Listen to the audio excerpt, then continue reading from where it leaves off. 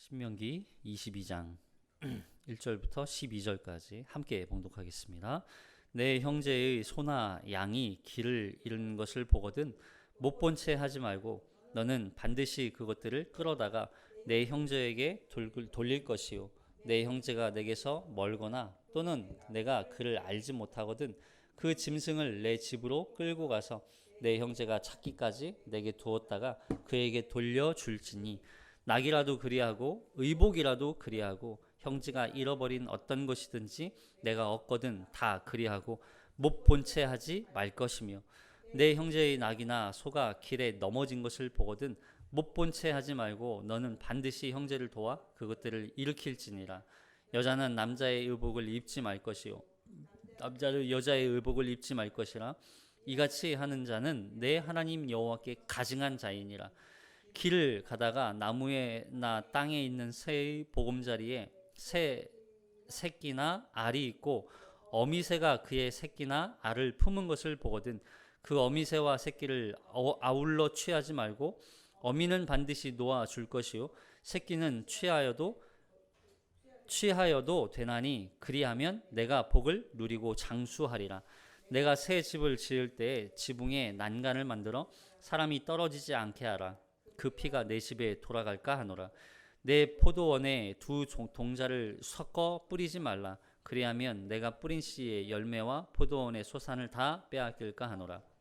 너는 소와 나귀를 결의하여 갈지 말며 양털과 배실로 섞어 짠 것을 입지 말지니라. 너희는 너희가 입은 겉옷에 내 귀에 술을 만들지니라. 아멘.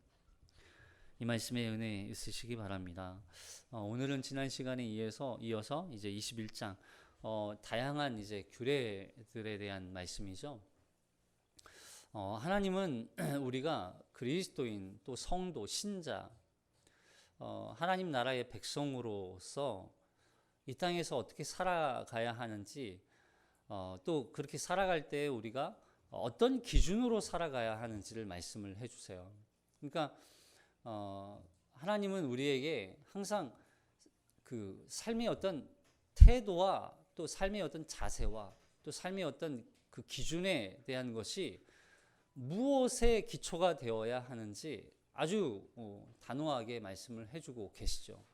그러나 그렇게 타락한 인간이 하나님이 말씀하신 그 기준을 어떻게 해요? 항상 왜곡하는 게 문제인 거예요.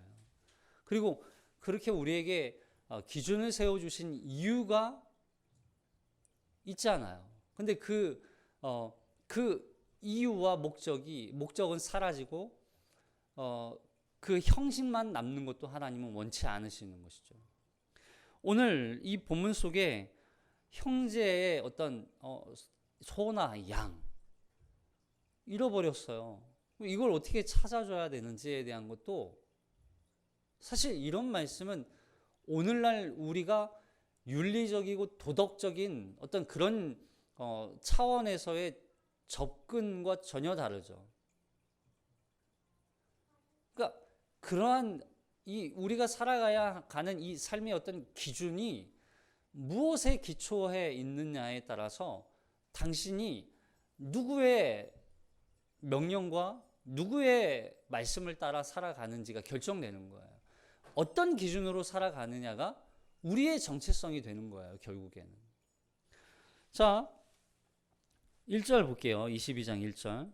시작. 내 형제의 소나 양이 길을 잃은 것을 보거든 못 본 채 하지 말고 너는 반드시 그것들을 끌어다가 내 형제에게 돌릴 것이요 내 형제가 내게서 멀거나 또는 내가 그를 알지 못하거든 그 짐승을 내 집에서 끌고 가서 내 형제가 찾기까지 내게 두었다가 그에게 돌려줄지니 낙이라도 그리하고 의복이라도 그리하고 형제가 잃어버린 어떤 것이든지 내가 얻거든 다 그리하고 못 본 채 하지 말 것이며 내 형제의 낙이나 소가 길에 넘어진 것을 보거든 못 본 채 하지 말고 너는 반드시 형제를 도와 그것들을 일으키는.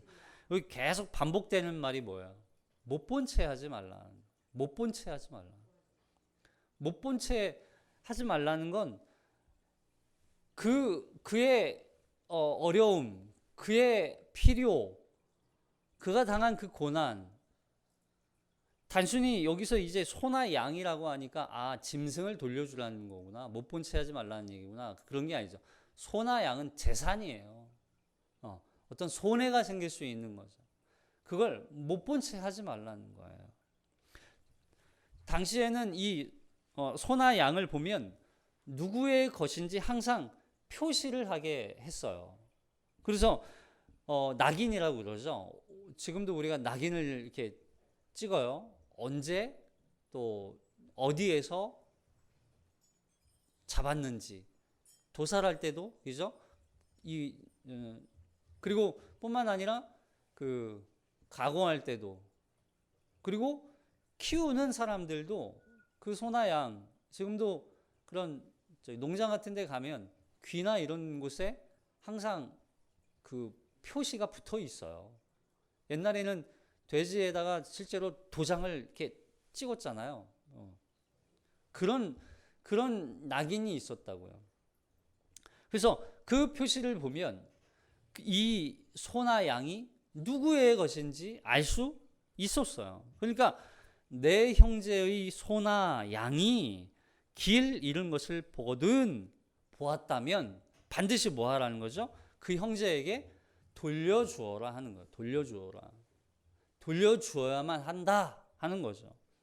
만일 그 형제가 너무 멀리 있거나 또는 누구인지 잘 알지 못한다면 그 짐승을 그 집으로 어떻게 해요? 끌고 와라. 너의 집으로 끌고 와서 그 형제가 이 소나 양을 찾을 때까지 보관하고 있어라. 사실 여러분 오늘날 같은 때 뭐 CCTV가 있습니까? 없습니까? 그냥 뭐 주순 사람이 임자 아니에요? 주운 사람이 임자죠. 오늘날로 따지면. 물론 이제 또 그냥 그렇게 가져가면 또 안 되죠. 범죄가 되겠지만 주운 사람이 임자인이라고 외치는 세상이란 말이에요. 지금 이 세상은. 근데 하나님은 그걸 보관하고 있다가 그 보관하는 동안 그 짐승이 밥을 먹어야 될 거 아니에요. 여물을 줘야 되고 양식을 줘야 된단 말이에요. 그 손해를 감당하라는 거예요. 보관하고 있을 동안의 손해조차도 감당하면서까지 그걸 주인에게 돌려줘야 한다는 얘기를 하는 거예요. 당시 소나 양은 엄청난 재산이기 때문에 소나 양을 잃어버린 사람은 그것을 찾기 위해 얼마나 애썼겠어요. 얼마나 많은 노력을 하겠어요. 언젠간 이런 기사를 봤어요. 길거리에 이 지갑이 떨어져 있어도 절대 줍지 말라. 예? 그래서 어떤 뭐 역에 지갑을 이렇게 일부러 떨어뜨리는 사람이 또 있대요. 왜냐하면 그 지갑을 줍는 순간 자기가 이걸 잃어버렸다고 이제 오히려 그 사람을 소매치기나 그걸 가져간 사람으로 범죄자로 신고를 한다는 거예요. 가져가지 말아라. 그리고 또는 그 지갑에 이상한 물질을 묻혀가지고 만지면 그 물질에 중독이 되거나 심하면 이제 기절을 할 수도 있는 그런 또 일이 있다고 하네요. 그러니까 오늘날은요, 뭐 주인을 찾아줄 생각을 할 수도 없는 상황이에요. 자녀들에게 우리가 이건 나의 물건은 손도 대지 마라. 만약에 그걸 찾으면 우리는 뭘 가르쳐요? 주인이 찾을 수 있도록, 주인이 그걸 찾아줄 수 있도록 경찰서에다 갖다 주거나 이렇게 하라고 우리가 가르치잖아요. 근데 심지어는 그것도 이제는 하지 말라고 해야 돼요. 손도 대지 말라고 해야 돼요. 이런 세상을 우리는 지금 살아가는 거죠. 오늘 본문의 말씀이 단순히 윤리 도덕적으로 잘 지켜야 한다 그런 이야기가 아니잖아요. 이렇게 해야 하는 이유가 뭐예요? 바로 그 잃어버린 사람, 그 사람이 너와 관계가 있는 사람이라는 거예요? 관계가 없는 사람이라는 거예요? 관계 있는 사람이라는 거예요. 그래서 여기서 뭐라고 표현해요? 내 형제라고 표현하는 형제라고. 그래서 여기 이 형제라는 표현이 단순히 혈연적인 어떤 그런 형제, 가족, 친척뿐만이 아니라 이 여기서 말하는 이 형제라는 개념은 광범위하게 따지면 이스라엘 전체를 지금 상징하는 거예요. 이스라엘 전체를. 왜냐하면 이스라엘 백성들은 지금 하나님 나라의 백성이고 하나님을 한 하나님으로 섬기며 함께 하나된 하나의 공동체이기 때문에 이 이스라엘 백성들 전체를 지금 한 형제로 보는 거예요. 다시 말하면 이스라엘 백성은 하나님 나라의 한 가족이라는 걸 여기서 말씀해 주고 있는 거죠. 그래서 그렇게 하나님 그리스도 안에서 하나 된 관계에 있는 공동체, 그게 뭐예요? 교회죠. 우리도 마찬가지예요.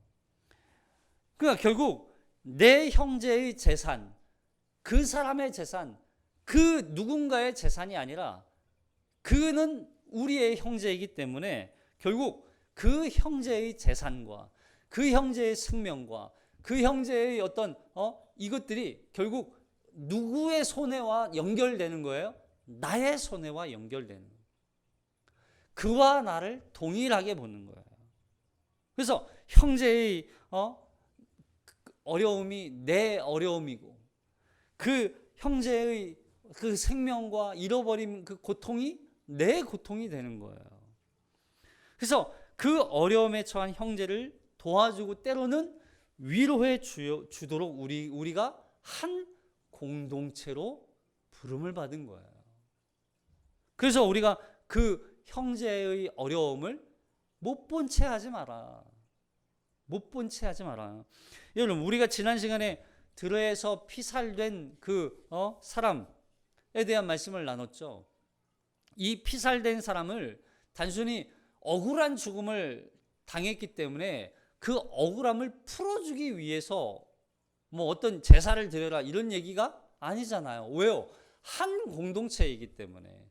그 피살된 사람의 죽음도 마찬가지. 그 죄가 죽음에 대한 부정함이 그 성읍에 함께 영향을 받고 그 더군다나 살인을 저지른 그 살인자의 죄값이 누구에게? 그 공동체에게 동일하게 주어지기 때문에 그 죄값을 제하기 위하여 그 죄를 제하기 위하여 암소 송아지의 목을 비틀어 꺾어서 제물로 드렸던 거잖아요. 그러니까 결국 하나님은 하나님 나라의 백성 또 그리스도 안에서 하나 된 한 공동체라는 사실을 우리가 항상 잊지 않아야 하는 거예요. 그래서 못 본 채 하지 말아라. 못 본 채 했다는 말은 직접 눈으로 보았음에도 불구하고 누구의 것인지 알지만 그걸 고의적으로 못 본 채 했다는 거예요. 고의적으로. 왜요? 우리 그런 심보잖아요. 남 잘 되는 꼴 못 보는 심보. 남 잘 되는 꼴 못 보는 심보. 그걸로 우리가 우리 그래서 이런 아이고 잘 됐어. 그냥 저 하는 꼬라지 보니까 저 어려움 당할 만해. 싸다 싸. 그럼 우리가 그런 말 할 때 있잖아요. 그렇지 않다는 거예요. 그의 아픔과 그의 고통과 그의 슬픔과 그의 어려움과 여러분 재산을 잃어버린 사람이 그 얼마나 그 극심한 고통 가운데 있겠어요. 그 고통을 내 형제의 고통으로 너의 고통으로 여겨라. 그래서 그 공동체의 죄로 인한 그 어려움 그 죄악들이 그 너희에게도 동일하게 영향을 끼칠 수 있기 때문에 그걸 제라 했었던 거죠. 그래서 신명기 22장에서 여기 이 형제라고 하는 이 단어가 사실은 신명기에서는 형제라고 표현했지만 비슷한 말씀이 출애굽기에 또 기록되어 있거든요. 여러분 이 출애굽기에서는 형제라는 표현이 아니라 무슨 표현을 썼는지 잘 보세요. 이 출애굽기 23장 4절 시작. 내가 만일 내 원수의 길 잃은 소나 나귀를 보거든 반드시 그 사람에게로 돌릴지며 내가 만일 너를 미워하는 자의 나귀가 짐을 싣고 엎드러짐을 보거든 그것을 버려두지 말고 그것을 도와 그 짐을 부릴지니라.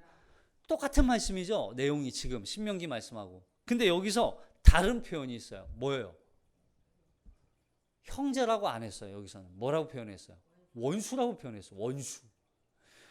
여러분, 이 출애굽기는 지금 어떤 상황이에요?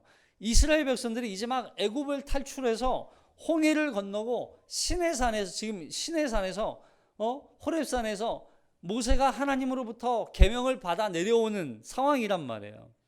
하나님의 계명, 율법을 받아서 내려왔어요. 그리고 이 율법의 내용을 이스라엘 백성들에게 선언해주고 가르쳐주고 있단 말이에요. 그러니까 이때만 해도 이스라엘 백성들 사이에는 친구가 없어요. 형제가 어디 있어요? 형제라는 개념이 그들에게는 아직 없었어요. 왜요?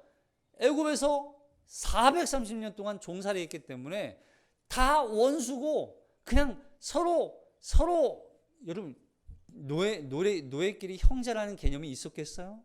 없죠. 그냥 다 원수였어요.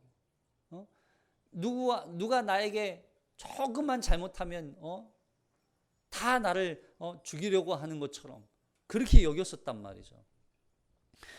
근데 다 그 애굽에서는 증오하는 사람이었고 싫어하는 사람이었고 원수였던 그 사람들이 이 계명을 받고 하나님의 언약 백성이 되고 약속의 땅에 들어간 후에는 어떻게 바뀌는 거예요? 형제로 바뀌는 거예요. 형제로. 그러한 관계가 이제는 그 형제가 그 고난에 있다면 그 형제는 너의 고난을 너와 함께 하는 너의 고난이었고 그 어려움이 너의 어려움이었다는 걸 기억하라는 거예요. 그래서 항상 공동체. 자, 그래서 형제는 하나님의 이 창조 질서와 그 정결함을 지키는 자가 되는 것이죠. 여러분, 이 소와 양, 어떤 짐승을 고의적으로 못 본 채 했다? 그러면 고의성이 있기 때문에 그 죄가 그 공동체에 함께 들어오는 거예요. 하나님은 항상, 여러분 우리가 기억해야 되는 건 누구 한 사람의 죄가 아니라고요. 항상 그 누군가의 죄는 공동체의 죄가 돼요. 이걸 기억하셔야 돼요. 그래서 그 공동체가 이 죄악으로 인한 하나님의 심판이 임하지 않도록 하기 위해서 항상 하나님은 그 공동체가 정결해지게 되고 성결함을 지키도록 하나님은 말씀하세요. 그래서 5절에 보면 여기 5절에 보면 남자나 여자나 서로 남자의 여자의 옷 서로 다른 옷을 입지 말라고 말씀하시는 거죠. 자, 여기 5절 볼게요. 신명기 22장 5절 시작. 여자는 남자의 의복을 입지 말 것이요 남자는 여자의 의복을 입지 말 것이라. 이같이 하는 자는 내 하나님 여호와께 가증한 자이니라. 이렇게 여자가 남자의 의복을 입고 남자가 여자의 의복을 입는 것을 뭐라고 했다고요? 가증한 것이라고 말씀하세요. 왜냐하면 가증하다는 표현은요, 이게 원어적으로 보면 혐오스럽고 구역질 난다는 그런 표현이거든요. 그러니까 하나님이 가증스럽다. 이거는 결국 어떨 때 사용하실까요?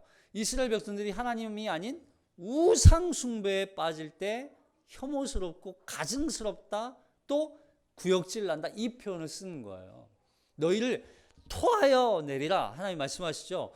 왜 토해내요? 구역질 난다는 거예요. 왜요? 이스라엘 백성들이 하나님을 섬긴다고 말을 하면서 그들이 정작 우상 숭배에 빠지고 자신의 이웃만 추구하고 가난하고 소외된 자들, 그리고 사회적 보호를 약자를 업신여기고 오히려 그들에게서 착취한 어떤 그러한 재물이나 이런 걸 가지고 하나님 앞에 헌금을 드리고 11조를 드렸던 그들의 모습을 보고 하나님이 그런 예배는 내가 받지 않겠다. 너희는 그냥 가증한 것이다. 그래서 하나님이 너희를 입에서 토하여 내리라.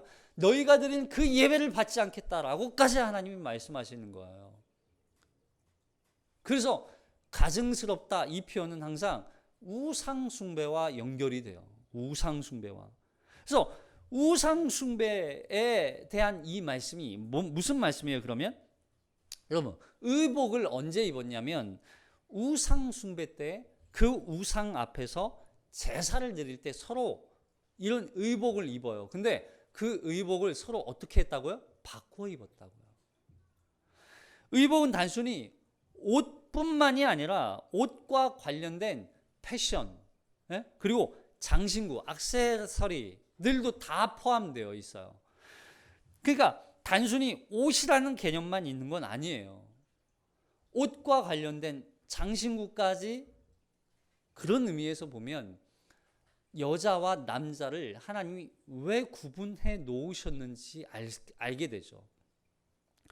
여러분 옷은요, 그 사람의 신분과 그 사람의 어떤 태도와 그 사람의 자세를 보여주는 어떤 하나의 상징적인 것이죠. 옷이. 그래서 그러한 옷이나 액세서리를 하고 어디에서? 우상 앞에서 가증한 그런 성적 행위들을 범했던 거예요.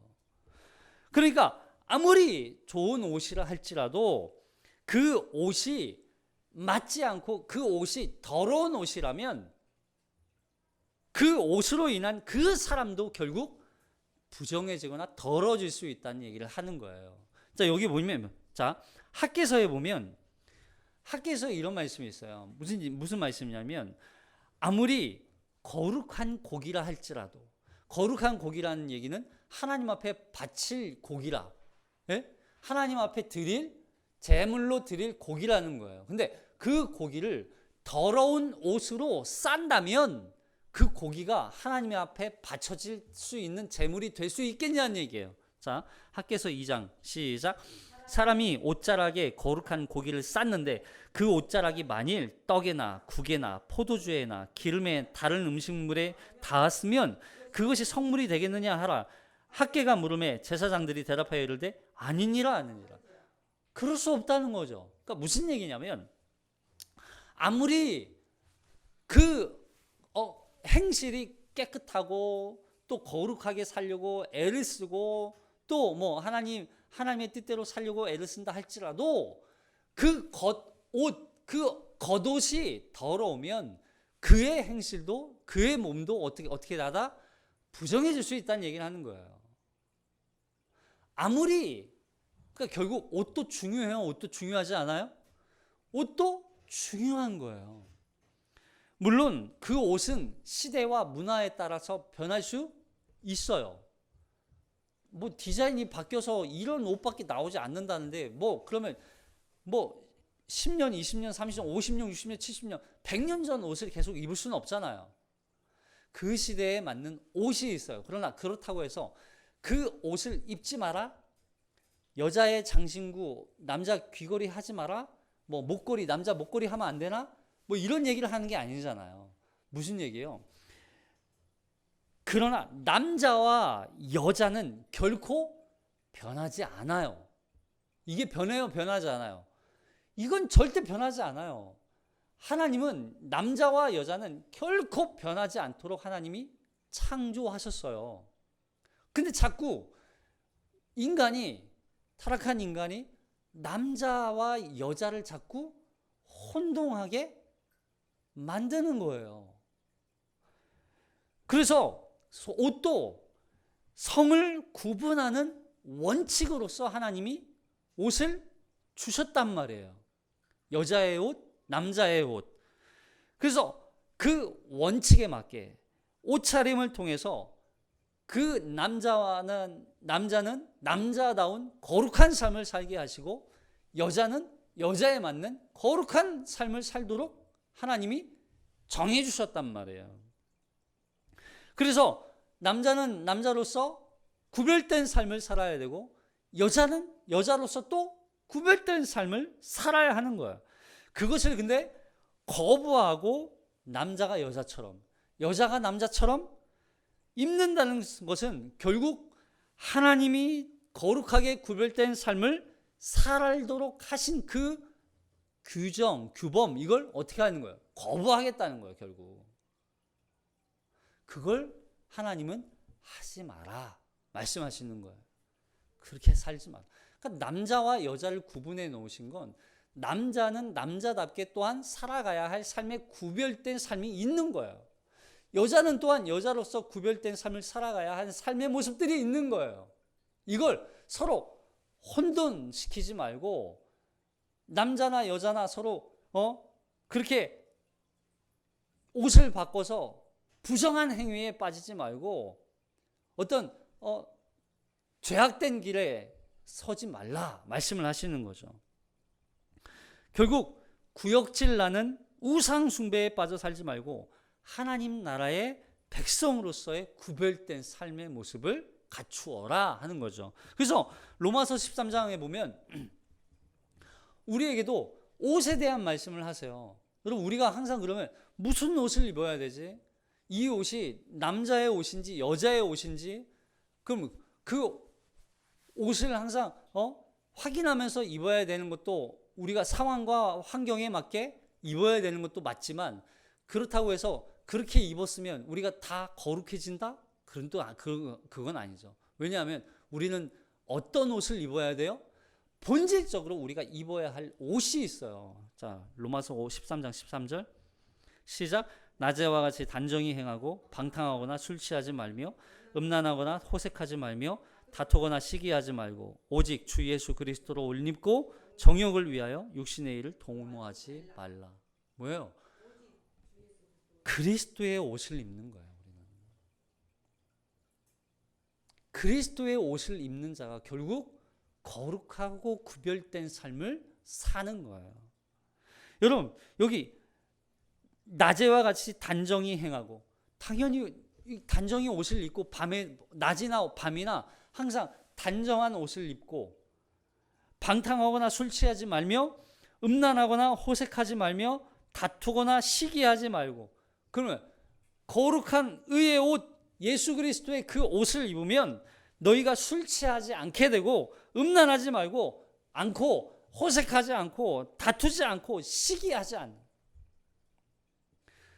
결국 이러한 옷 여러분 그리스도의 옷이 아닌 이상은 우리는 다 지금 여기 보세요.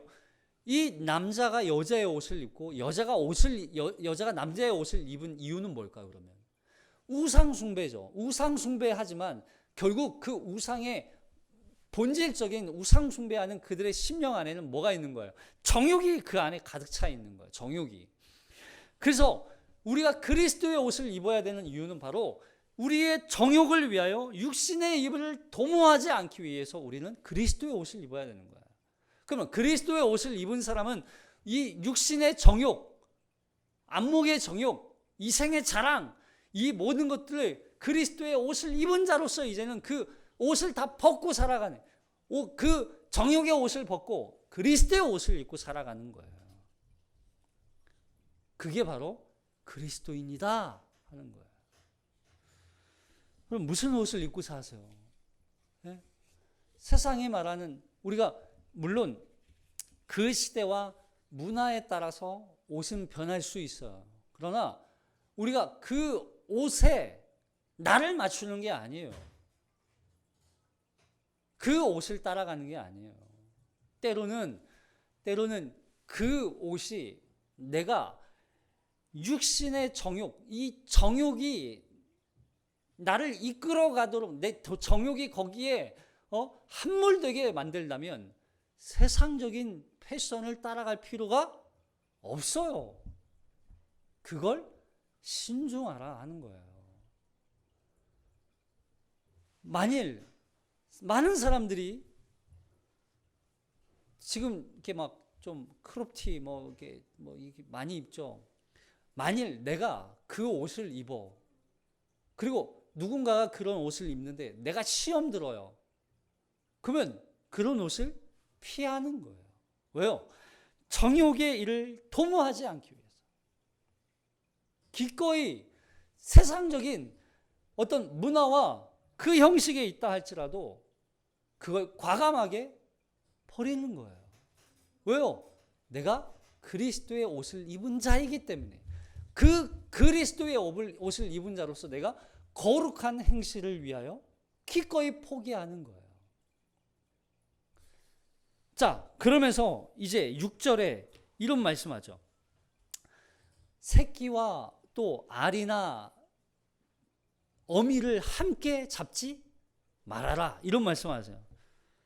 자, 6절부터 시작. 길을 가다가 나무에나 땅에 있는 새 보금자리에 새 새끼나 알이 있고 어미새가 그의 새끼나 알을 품은 것을 보거든 그 어미새와 새끼를 아울러 취하지 말고 어미는 반드시 놓아줄 것이요 새끼는 취하여도 되나니 그리하면 내가 복을 누리고 장수하리라.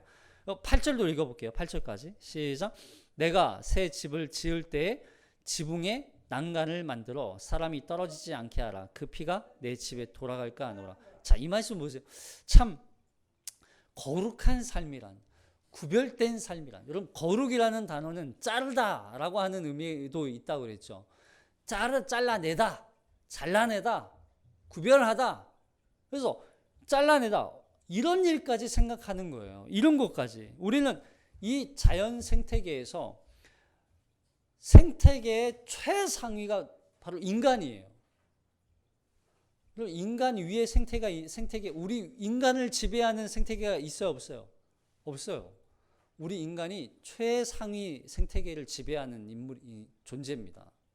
근데 그 최고의 포식자가 바로 인간인데, 그런 우리가 이 자연을 대하는 태도가 뭐예요? 하나님이 창조하신 이 생태계가 유지될 수 있도록 관리하고 보존하는 책임이 우리에게 있는 거란 말이에요. 그리고 뿐만 아니라 그렇게 하나님이 주신 이 자연을 우리가 낭비하지 않는 삶을 살아가는 거, 그것까지 하나님은 우리에게 거룩이라고 말씀하는 거예요. 만일 하나님이 우리에게 주신 이 모든 걸 다 잡아먹고 그냥 존재 자체를 그런 거 생각 안 하는 거죠. 뭐 지금 고래도 우리가 지금 많이 사라지고 있다 그러죠. 포경 산업을 우리가 아예 이제 법적으로 국제적으로 금지했어요. 유일한 포경을 하는 나라가 일본이지만, 이거는 자연 생태계의 문제도 있고 보존의 목적을 가지고 금지했단 말이에요. 근데 그걸 만약에 우리 막 이렇게 전 세계적으로 보존하는 그런 그 동물들이 있죠. 특별히 멸종 위기종들. 그럼 이건 걸 우리가 왜 지정해요? 단순히 그냥 어차피 먹고 살기 위해서 필요한 거 다 잡아먹고 또 새로운 생태계가 나타나겠지. 그럼 어떻게 될까요? 이 자연 생태계 질서는 무너지는 거예요. 하나님은 그렇게 낭비되는 것을 원하지 않으시는 거예요. 그 어미새와 그 또 알과 또 새끼 다 잡아먹지 말라는 거예요. 어미새는 살려주라는 거예요. 어미새를 통해서 결국에는 다시 그 자연이 유지될 수 있도록, 보존할 수 있도록. 여기까지가 우리의 거룩의 영역이란 말이에요. 거룩은 단순히 거룩을 자꾸 어렵게 생각하지 마세요. 거룩한 삶, 매일매일 교회 나와가지고 예배드리고 매일 기도하고 찬송 부르고 또 헌금 많이 하고 새벽 기도 드리고 성경 많이 읽고, 여러분 이런 게 거룩이 아니라고요. 거룩은 하나님의 창조 세계 속에서 하나님의 마음으로 하나님의 관점에서 세상을 바라보고 하나님의 말씀대로 순종하는 삶이 거룩이에요. 그걸 위해서 애를 쓰는 거죠. 거룩한 삶을 위해서. 그래서 하나님이 이 8절에도 지붕에 난간을 만들어라. 새 집을 짓는데 지붕에 난간을 만들어라는 거예요. 당시 팔레스틴 지역 이 집의 지붕은 보통 그냥 평평했어요. 집집마다 그냥 다 이렇게 사각 짓죠. 사각. 지붕이 아무것도 없어요. 오늘날은 이렇게 세모지고 뾰족했죠. 근데 팔레스틴 지역은 다 사각져요. 그래서 난간도 없고 서로 집집마다 이렇게 건너다닐 수도 있었어요. 그 당시에는. 그래서 이 지붕이 용도가 휴식을 취하기도 하고, 때로는 잠을 자기도 하고, 때로는 기도의 장소로도 사용되었어요. 그리고 옆집 이웃과 소통의 장소가 되기도 했어요. 그래서 이 팔레스틴 지역 사람들은 지붕 위에서 서로 모임을 하고 서로 지붕 위에서 이렇게 대화도 하고 했었던 거죠. 그렇게 사용되었던 이 지붕. 근데 이 지붕이 실수로 자칫 잘못하면 난간이 없기 때문에 떨어지는 경우도 종종 있었다는 거죠. 근데 그걸 방지하기 위해서 난간을 세워라. 난간을 세워줘라. 왜냐하면 그 난간에서 떨어지는 순간 죽음이잖아요. 그 죽음에 대한 죄값이 또한 그 집에 머물 수 있기, 찾아올 수 있기 때문에, 그 죄에 대한 죄값 때문에 난간을 세워줘라. 그 최소한의 방지를 해주는 거죠. 이러한 조치를 우리는 취했습니다. 이 죽음에 대해 우리는 죄에 대한 책임이 없습니다 하는 거예요. 결국 이것도 뭐예요? 그 공동체를 죄에 대해서 제해주기 위한 하나의 방책인 거예요. 결국 우리가 그리스도인으로서 추구해야 할 목적이 뭐예요? 우리가 왜 이렇게 하나님의 말씀에 순종해야 되고 이렇게 세세하게 하나님의 말씀 앞에 하나하나 다 지켜야 하는 이유가 뭐예요? 그게 바로 거룩이란 거룩. 거룩 때문에 우리를 하나님이 구별된 삶, 성결, 거룩하게 구별된 삶을 살도록 하기 위한 하나님의 목적이 이 안에 담겨 있는 거예요. 자, 여러분, 거룩이 뭐예요, 그러면? 자, 여기 9절 볼게요. 9절부터 11절. 9절부터 11절 시작. 내 포도원에 두 종자를 섞어 뿌리지 말라. 그리하면 내가 뿌린 씨의 열매와 포도원의 소산을 다 빼앗기까 하노라. 너는 소와 나귀를 결의하여 갈지 말며 양털과 배실로 섞어 짠 것을 입지 말지니라. 여기 보세요. 씨를 뿌려요. 포도원에 두 종자의 씨를 뿌리는데 두 종자를 같이 뿌리지 말라는 거예요. 섞어 뿌리지 말라는 거예요. 그리고 소와 나귀를 결의하여서, 그러니까 밭을 가려고 하는데 소와 나귀를 같이 묶어서 밭을 갈게 하지 말라는 거예요. 그리고 양털과 배실로 섞어서 짠 옷을 입지 말라. 오늘날 옷은 대부분 다 혼방인데, 면도 있고 나일론도 있고 폴리에스터, 그죠? 다 섞여 있잖아요. 근데 이런 옷 입지 말라는 거예요. 왜요? 무슨 의도일까요? 땅을 가는데, 밭을 가는데 소와 나귀를 같이 멍에를 메고 밭을 같이 갈게 만들지 말라는 거예요. 그리고 씨를 뿌릴 때 두 종자를 같이 뿌리지 말라는 거예요. 근데 어떤 자료를 보니까 한 종자를 뿌리는 것보다 두 종자를 섞어서 뿌리는 게 더 열매, 어떤 이렇게 그 소출이 더 많아진다는 거죠. 그래서 이 2배의 소출을, 그러니까 많은 소출을 내기 위해서 종자를 섞어서 뿌리는 경우가 종종 있었대요. 근데 그거 하지 말라는 거예요. 그래서 왜 그럴까? 결국 하나님의 거룩을 유지하기 위해서 하나님이 우리에게 주시는 그림이죠. 그래서 하나님께서 이스라엘 백성들을 애굽 땅에서 건져내서 구원하신 후에 이스라엘 백성들에게 요구하시는 거예요. 이제 너희는 거룩해라. 내가 거룩하니 너희도 거룩하게 구별된 삶을 살아라. 그래서 하나님은 그분의 백성이 되고 그분에게만 속하고 세상이나 그 죄악된 그 생활 방식, 생활 습관들에 물들지 말라고 말씀하시는 거예요. 그 세 가지 경고하는 거죠. 밭에 서로 다른 씨를 뿌리지 말고, 밭을 갈 때 다른 짐승에게 함께 밭을 가게 하지 말고, 다른 재료로 만든 옷을 입지 말아라. 여기 섞다는 거죠. 섞다. 왜요? 왜 섞어요? 자꾸 혼합시킨다는 거예요. 본질, 하나님의 그 창조, 그 목적에 맞는 그 창조품. 여러분, 우리는 어떤 존재예요? 하나님의 창조로 이루어진 순수한 하나님의 창조물이란 말이에요. 근데 거기에다가 뭔가 섞어요. 왜요? 그 섞는 순간 우리는 더러워지는 거예요. 그래서 거룩한 삶, 구별된 삶. 자, 베드로전서 1장 5절 볼게요. 베드로전서 1장 5절. 시작. 오직 너희를 부르신 거룩한 이처럼 너희도 모든 행실에 거룩한 자가 되라. 기록되었을 때 내가 거룩하니 너희도 거룩할지어다. 너희를 부르신 거룩한 이처럼 너희도 이제 모든 행실에 거룩한 삶을 살아라.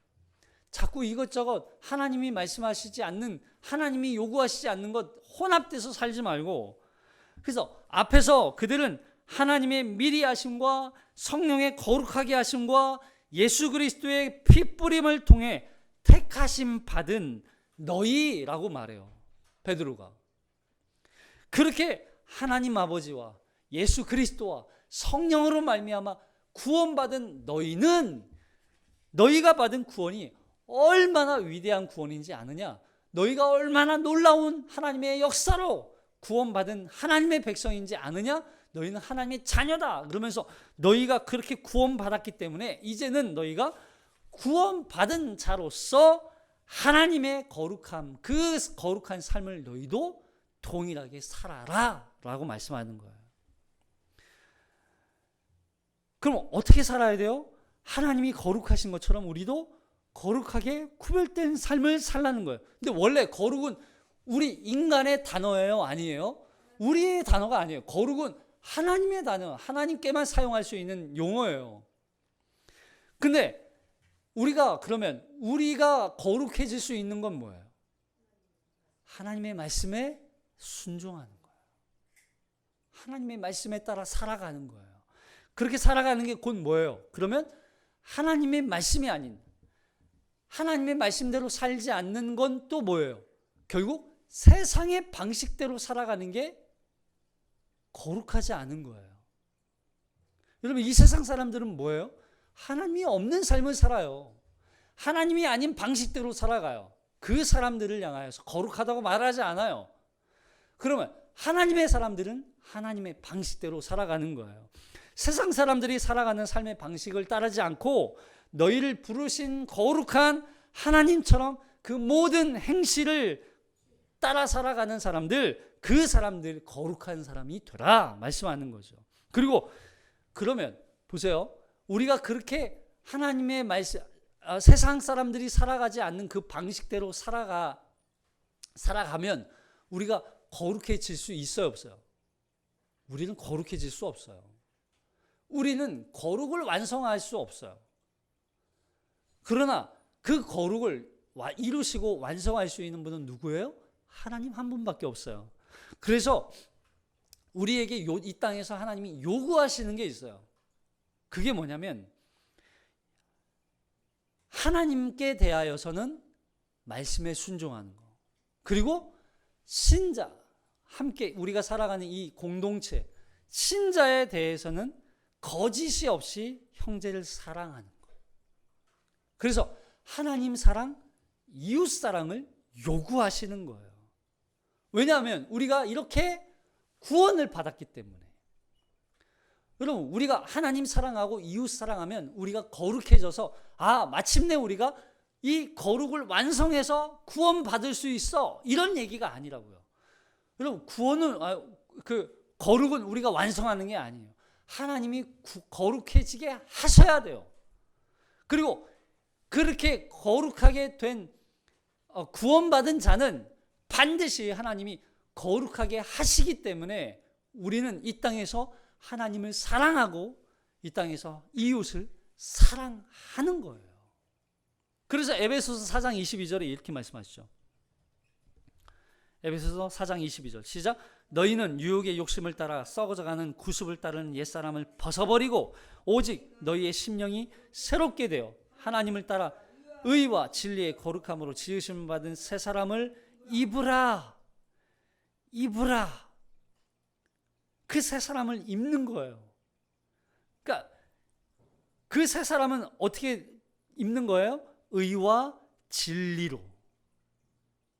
의와 진리, 그리스도께서 이루어 놓으신 그 구원의 의, 그 우리를 거룩해 하심, 그 하나님의 진리의 말씀, 그 우리가 따라갈 수 있는 건 오직 한 가지, 하나님의 말씀 따라가는 거. 그리고 예수 그리스도께서 우리를 죄 없다, 의롭다, 칭의, 우리를 깨끗하게 죄 사하여 주셔서 하나님의 자녀되게 하신 그 구원의 의, 그 의의 옷을 입고 새 사람을 입는 거예요.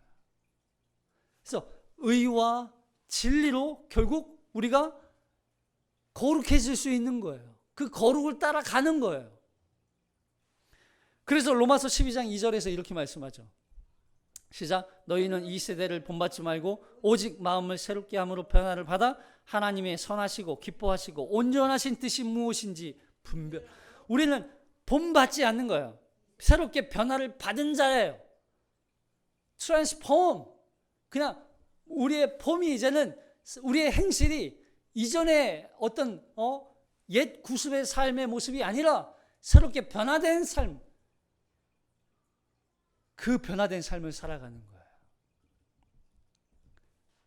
그래서 이 땅에서 무엇이 선한 것인지, 무엇이 하나님의 뜻인지 분별해서 하나님이 원하시는 것이면 그걸 순종하고, 하나님의 말씀에 반하는 것이면 기꺼이 순종하지 않고, 그렇게 삶을 살아가는 거, 그게 바로 거룩이다 하는 거예요. 성경에는 하나님을 경외하고 죄와 더러움으로부터 분리되어 살았던 그 사람들이 많이 나와요. 근데 그 사람들이 하나님의 뜻을 따르고 이웃과 이방인을 사랑하고 하나님의 그 말씀에 순종하기 위해서 자신의 생명을 아끼지 않고 살아갔던 사람들이에요. 그 중에 몇 사람들, 아브라함, 모세, 다윗, 오늘 이 모세도 마찬가지죠. 40년 동안 왕궁에서 교육받아 살아가다가 누구 한 사람을 살인자로 내몰려 40년 동안 광야 생활하다가 결국 하나님 손에 붙들려서 남은 일생을 하나님의 영광을 위하여 거룩하게 살기 위해서 애썼던 인물. 그는 부족했어요. 그는 하나님 보시기에 완전하지 않았어요. 그럼에도 불구하고 하나님은 그 모세를 통하여서 거룩하게 사는 방법을 보여주셨던 거예요. 하나님께서 주신 은혜와 성령으로 거룩한 삶을 살려고 노력했던 인물들, 그 말씀에 순종하기 위해서. 우리도 그러한 삶을 하나님이 요구하시는 거예요. 우리에게 거룩한 삶으로 우리를 부르셨어요. 이제는 그 거룩을 우리도 이제는 이 땅 가운데 실현하는 사람으로. 그래서 결국 그 거룩을 우리가 추구하며 거룩한 삶을 살기 위해서 애쓰는 우리의 모습을 통해서 그 주변에 있는 사람들이 또한 하나님 앞에 하나님이 어떠한 분인지 알게 되고 또 하나님 앞으로 또한 돌아오게 되는 그런 쓰임에 우리를 하나님이 사용하시는 거죠. 왜요? 우리가 구원을 못 받아서 거룩하게 살아야 되는 거예요? 아니요. 구원 받았기 때문에 거룩하게 살아가는 거예요. 구원 받은 자로서 거룩을 이루기 위하여서 애쓰며 살아가는 사람들, 그게 바로 구원받은 성도다 하는 거예요. 그러나 그 거룩이 참 어려워요. 때로는 세상 방법대로 살아가는 게 더 안전해 보이고 더 유익해 보여요. 하나님의 말씀에 순종하며 살아가는 것이 어리석어 보일 때도 있어요. 그러나 하나님은 그 요구를 우리에게 요구하시는 거예요. 너희 순종할 것이니. 우리의 거룩을 통하여서 하나님의 영광을 드러내는 저와 여러분이 되시기를 주님의 이름으로 축복합니다. 기도하겠습니다.